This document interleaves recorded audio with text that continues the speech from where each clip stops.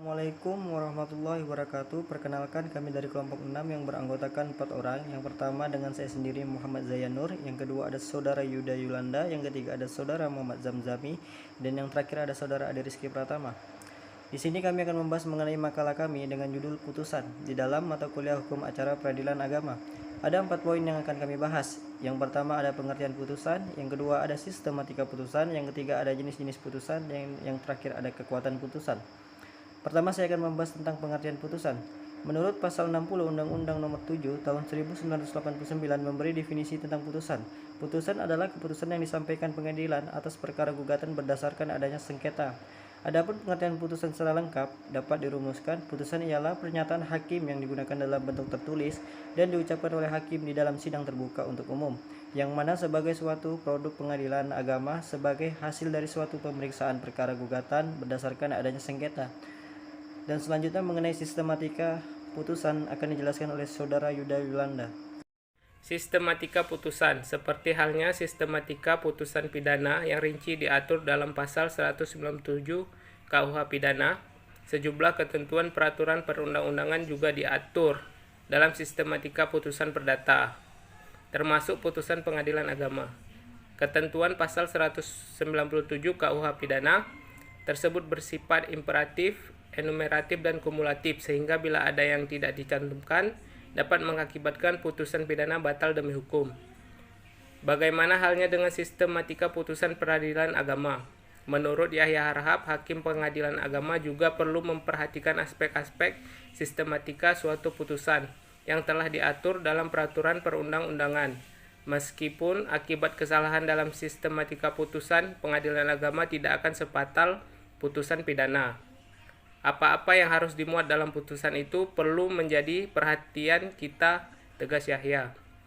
Pengaturan tentang aspek-aspek sistematika putusan perdata tersebut diatur dalam pasal 57 ayat 2, pasal 62 ayat 1 dan 2, dan pasal 67 huruf E, pasal 89 dan pasal 90 Undang-Undang Nomor 7 Tahun 1989 tentang Peradilan Agama.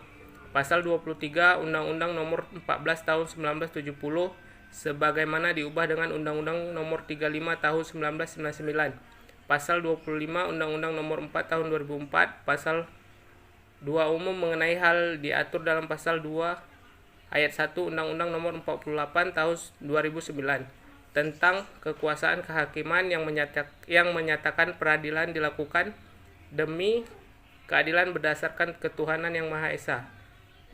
Bagian ini lazim dikategorikan sebagai kepala putusan. Baiklah, selanjutnya saya akan melanjutkan poin berikutnya, yaitu tentang jenis-jenis putusan. Mengenai macam-macam putusan, HIR tidak mengaturnya secara tersendiri. Di berbagai literatur, pembagian macam atau jenis putusan tersebut terdapat keanekaragaman. Tentang macam-macam putusan ini tidak terdapat keseragaman dalam penjabaran. Di sini akan diuraikan pembagian macam-macam putusan yang diuraikan oleh Dr. Mukti Arti. Sebagai berikut, putusan dapat dilihat dari 4 segi pandang. Yang pertama ialah fungsinya dalam mengakhiri perkara. Yang kedua ialah hadir tidaknya para pihak. Yang ketiga ialah isinya terhadap gugatan atau perkara. Yang keempat ialah sisanya terhadap akibat hukum yang ditimbulkan. Assalamualaikum warahmatullahi wabarakatuh. Saya akan membacakan tentang kekuatan putusan. 1. Kekuatan mengikat. Putusan mengikat para pihak yang berperkara dan kekuatan mengikatnya secara positif dan negatif. Positifnya, putusan yang telah ada harus dianggap benar, yaitu res judicato, pro veritatis, dan habetur. Yang negatifnya, hakim tidak boleh memutus lagi perkara yang sama, pokok perkara yang sama, dan pihak yang sama. Kedua, kekuatan pembuktian. Kekuatan pembuktian, putusan memperoleh kepastian hukum, bukti kebenaran hukum, dan mempunyai kekuatan hukum tanpa serta dapat dijadikan bukti dalam sengketa perdata yang sama.